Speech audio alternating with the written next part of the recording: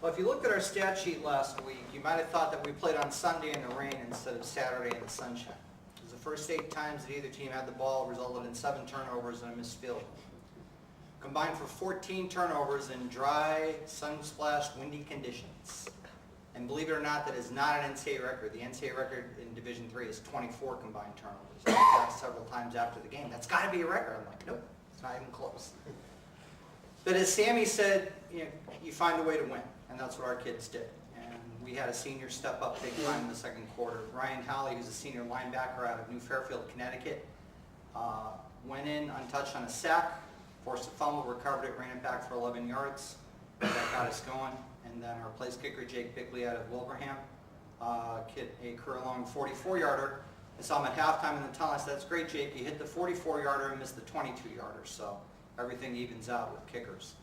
But last week, as I told you, and to talk about Ryan real quick, Ryan Howley was the co-defensive player of the year this week in the New England Football Conference, along with Scott Driscoll from Curry, who had 4 interceptions in their game against Western New England. Ryan ended up with 8 total tackles. 3 of them were sacks for losses of 27 yards. He forced 2 fumbles, recovered 1 for the touchdown, had a breakup in a hurry as well. He leads our team with tackles. 27 of his solo tackles this year have 9 of his 27 have resulted in losses of 39 yards, so he's having a great season for us. Last week I stood up to tell you that Nathan Scher, our leading rusher and the Gold Helmet Award winner from week 2, we lost him with a season-ending knee injury. Believe it or not, Nathan is still the 2nd leading rusher in Division II. The 3rd leading rusher in the country is sitting to my right, in Dave Leach. And it's a testament to the talent in the New England Football Conference that 7 of the top 24 rushers in Division III right now all are from the New England Football Conference. The top 3 all play in the same division. Nathan Scher, Dave Leach, and Justin Fuller from Bridgewater. So that tells you a lot about the talent that we have in our conference. One quick thing about Nathan, I found out this morning, we're very honored and excited at the Academy, that Nathan is featured in Faces in the Crowd this week in Sports Illustrated. He is the first Massachusetts Maritime student athlete to be featured in Faces in the Crowd. That's the good news. The bad news is if you're a Red Sox fan, Mariano Rivera's on the cover. So we'll take the good with the bad. But with Nathan going down, we had to find a way who was going to carry the ball. I said last week we certainly weren't going to end the season because Nathan got hurt. And we had several individuals step up. We rushed for 346 yards against Worcester State.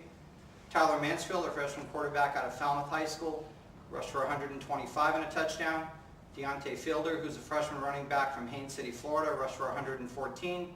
And Doug Dyke, who's a junior running back from Plainville and King Philip High School, was 7 yards shy of us having 3 100-yard rushers on the day. So we're moving the ball well. We found a way to win. It ended up being 31-14. And obviously 2-2, 1-0 in the conference is where we want to start. That brings us to this week with Coast Guard. It's what we call the Anchors Away game. It's our 4th home game in 5, the first 5 this year. Coast Guard is coming off of what I call a walk-off win over Westfield State, 8-5. Through basically a Hail Mary that was a Hail Mary and immaculate reception play all rolled in together and beat Westfield in the last 14 seconds of the game after trailing 5-0. So Coast Guard has beaten us 10 of the last 11 times we played them. 3 of the last 4 have been shutouts. It would have been 4 in a row last year if we hadn't scored with 1:47 left.